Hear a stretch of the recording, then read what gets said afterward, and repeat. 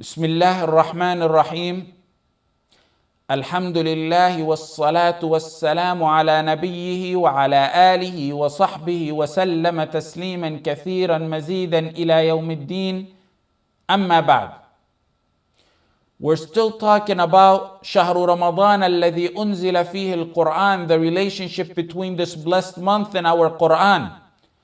Did you know that this book that Muslims neglect today and abandon was a book the non-believers of Quraysh during the Prophet ﷺ's time really feared its effect on their hearts? They really felt it would change them.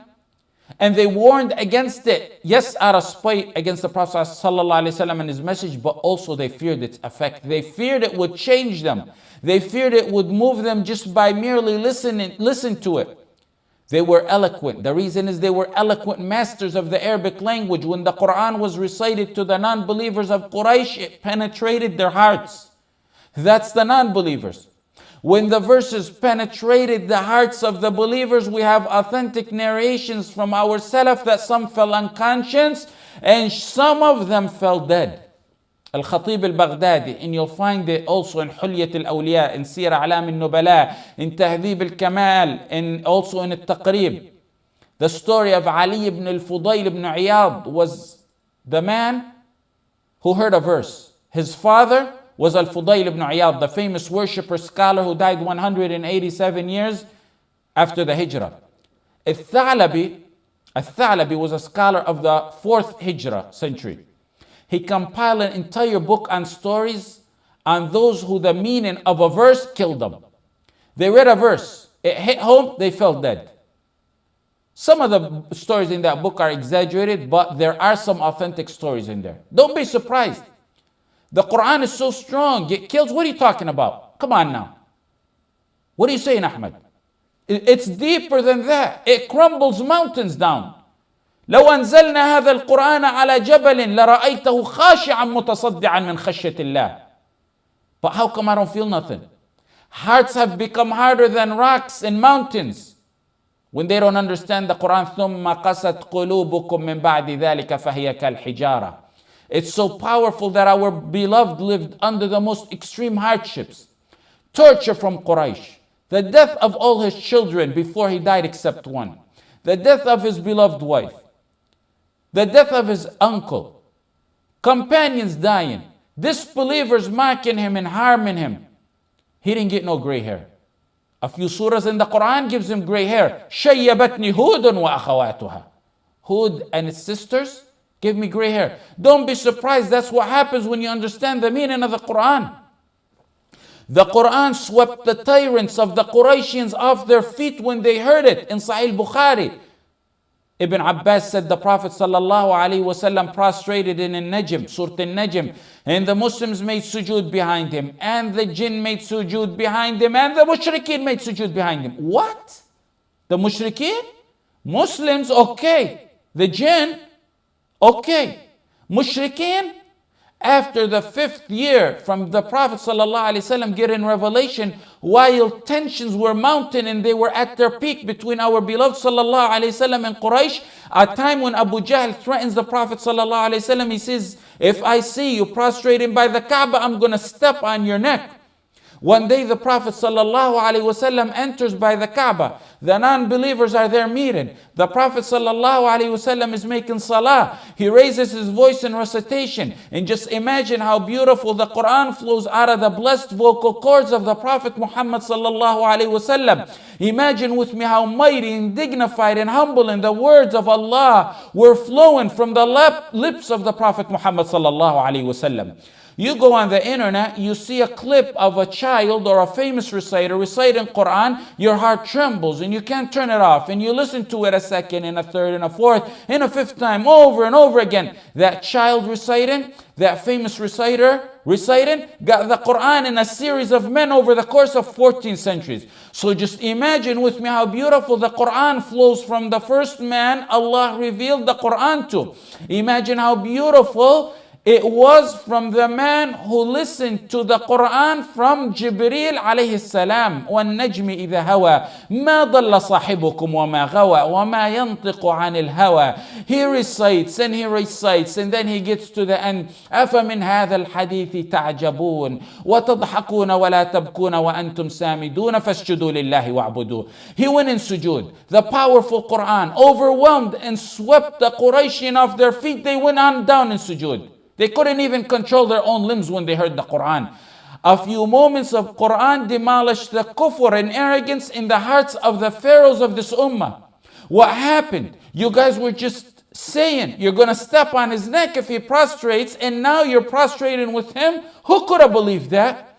That was the reason why the people who sought refuge in Abyssinia, in Al-Habasha, they returned to Mecca after they heard the story. The word got to them that Qurayshians made sujood. Who makes sujood but a believer? Or so they thought.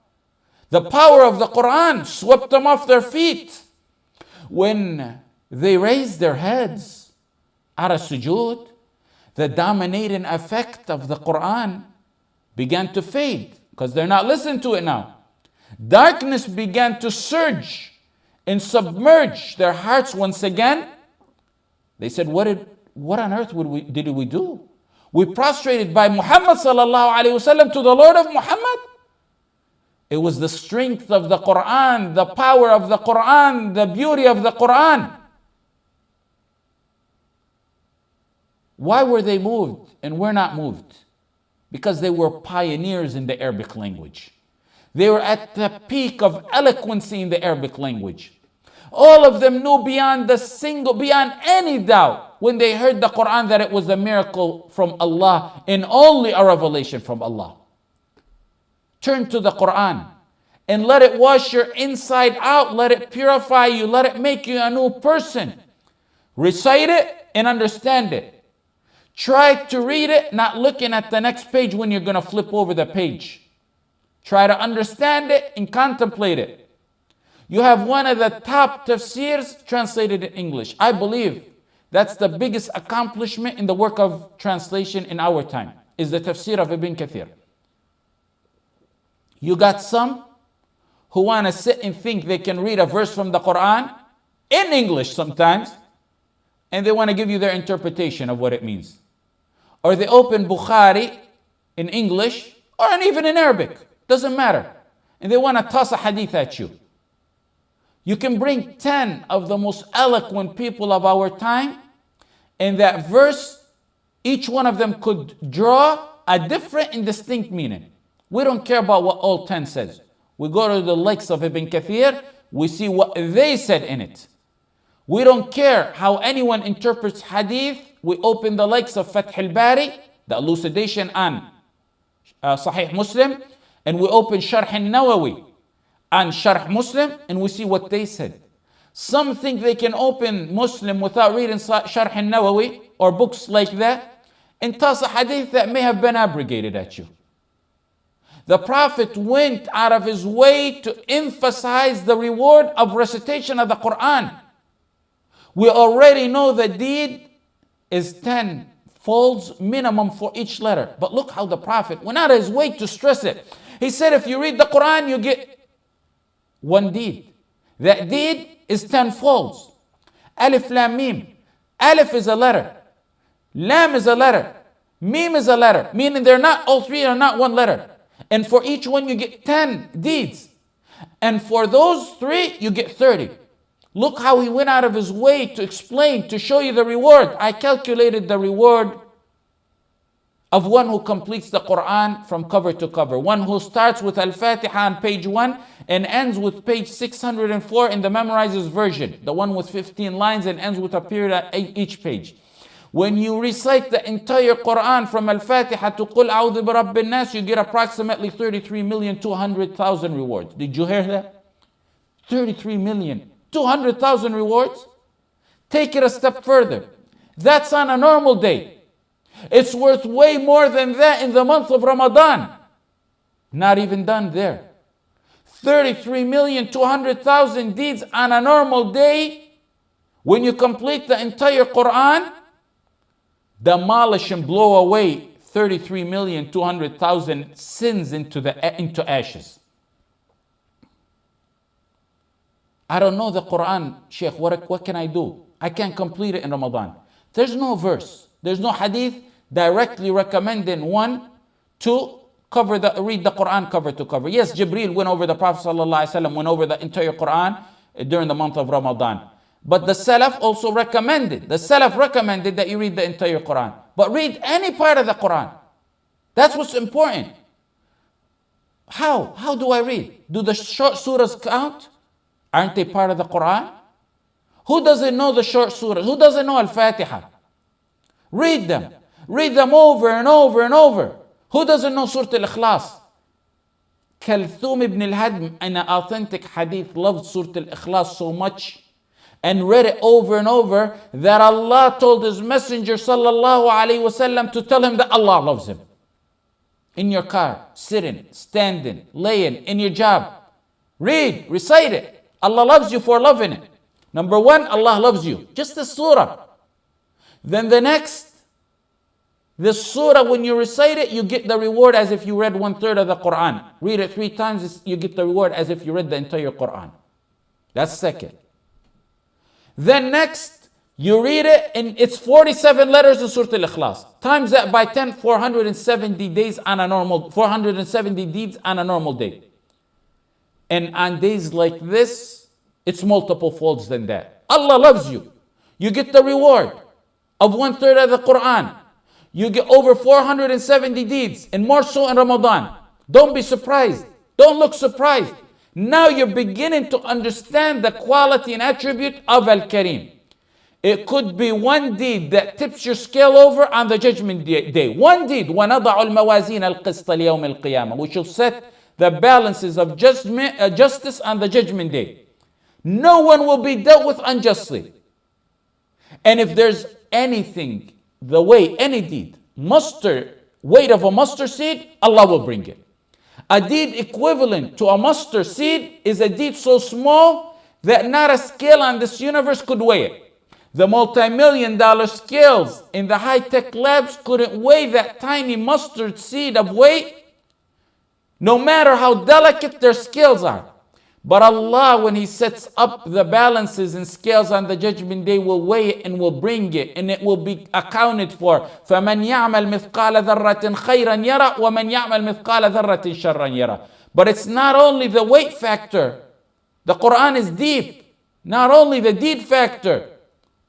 Put that aside for a second. Reciting the Quran and never abandoning its recitation is means to attain intercession of the Quran. On top of the deeds that we're talking about.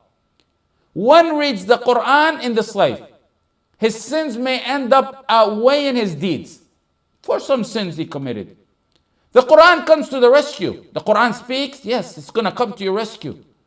The one who made you speak in this life makes limbs speak in the life after.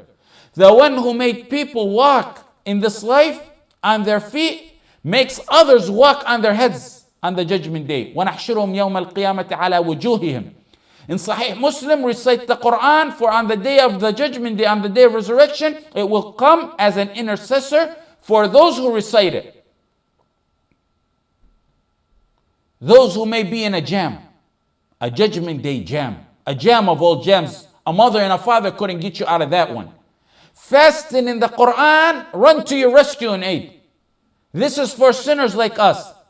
Sinners who are doing their best in recitation, but on the judgment day, their sins end up outweighing their deeds. In Ahmad, Musnad Ahmad, in At-Tabarani, Al-Hakim, in authentic hadith, the Prophet ﷺ said, fasting on the judgment day will say, Oh Rabb, Ya Rabb, I prevented him from food and desires, so accept intercession for him. The Quran comes running to you and saying, I prevented him from sleep during the night, so accept intercession for him, Ya Allah. The Prophet ﷺ then said at the end of the hadith, and they will be allowed to intercede. The Quran and fasting. In Muslim, Abu Umama reported that the Prophet ﷺ said, read the two radiant ones, Al-Baqarah and Ali Imran. For they will come on the day of resurrection like two clouds. They will come on the judgment day like two shades. They will come on the judgment day like two flocks of birds. And in another narration outside Muslim, like canopies with light, pleading for their companions.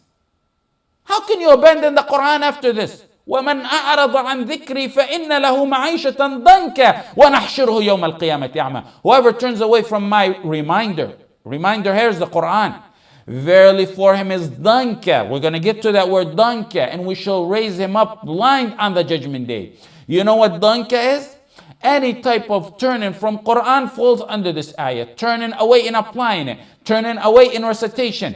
Abu Sa'id al-Khudri, Abdullah bin Mas'ud, and Abu Huraira said the danka in this verse means the grave will be tightened on him. أعرض عن ذكري.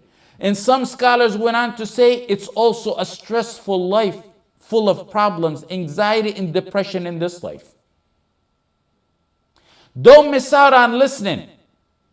There's also immense reward in it, immense benefits. Maybe not as much as reading it, but there's definitely great reward and great benefits in listening to it.